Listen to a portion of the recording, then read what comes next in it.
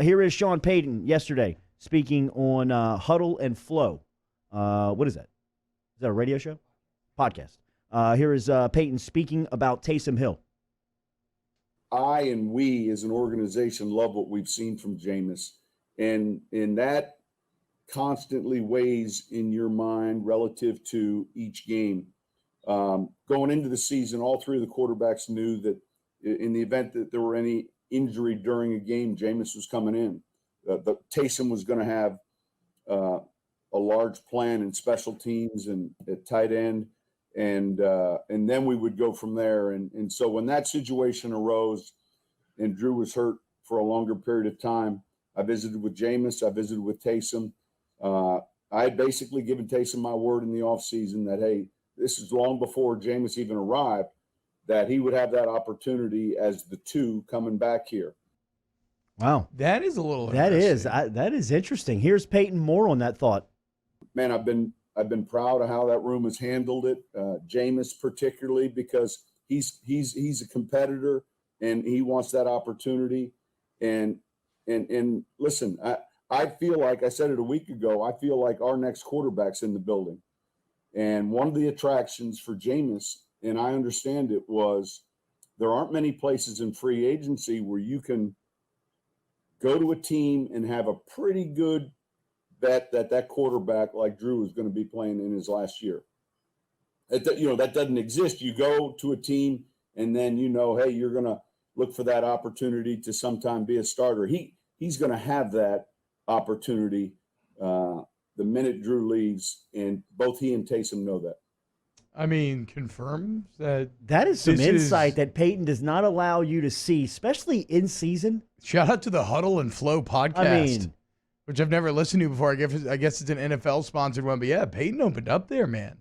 He's got one more. And full disclosure, that's my first time hearing that sound. That was the first time we heard those two bites. This is the second time we've heard this one coming up because we played this sound bite earlier in the show. We played it in headlines of Payton being asked yesterday, is Winston a viable starter on Sundays?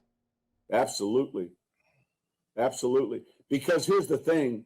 There's no way I would say, like, I believe Taysom is ascending, getting better at this position. And I believe there's a certain skill set. They're different players, but I believe our future quarterback sits here, and Jameis definitely is a starter. He's performed exceptionally well, considering the amount of time we've had or haven't had since we've signed him. Dude, that's okay. So that's interesting on multiple levels. I guess let's start with the thing that's basically Sean Payton confirming that this is indeed Drew Brees' last year. That's like, unless Brees is to pull some crazy change of heart at the end of it, that's everything that Sean Payton just said is based off of that idea. Secondly, I think that Jameis, or I think that was Payton re-recruiting Jameis Winston, right? Because he's on, a 1 year, $1 million deal. The Saints are going to be cash strapped next year. Again, they're $95 or $98 million over the $175 million cap because the cap is going down next year. Granted, they can. We've talked about it. It's not as drastic as it sounds, but they're not going to have a ton of money. So, I guess what they're offering Jameis is opportunity that he may not have elsewhere, and opportunity to, let's be honest. Heads up. Who are you going to play for? It's going to put you in a better position to succeed as a quarterback than Sean Payton. That, and with that roster. Yeah, and with that roster. And you still got the defense and the line and everything else. Mike Thomas, Alvin Kamara. So, as a quarterback, there's a ton of factors beyond just monetary that would attract you. So that feels to me like Payton re-recruiting Jameis a bit. Also gave me credit. And then the final part that is interesting is talking about giving Taysom his word over the summer when they were trying to convince him to stay in New Orleans. So along with that big contract, saying, look, if the opportunity arises, you will get your shot. Now, I think that some people are going to use that and try to be like, I told you they're just giving this to Taysom Hill because of some preseason promises. Well, look, man, first off, it's not actually what I've heard in terms of how the practices played out. Like, if you actually heard people talk about both the backup quarterbacks during camp. It seems like the performance was even, and honestly, neither guy was that impressive. I think Jameis completed like 50% of his passes during camp. Now, that's with the weird offseason and everything else. Obviously, they've improved since then. And look, if Jameis was clearly better than Taysom Hill would not be playing. But what all of this also does, I think, is reinforce exactly what we have been saying, which is that this decision to play Hill now is not necessarily the decision of the future.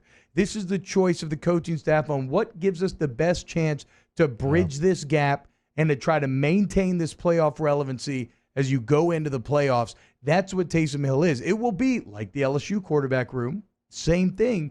It will be a wide open competition once again going in the offseason. It's very interesting to see that. I've always wondered where Payton's head would be at once you got out of the Brees era. Does he still want to be in New Orleans? Does he still want to coach? Does he want to move on?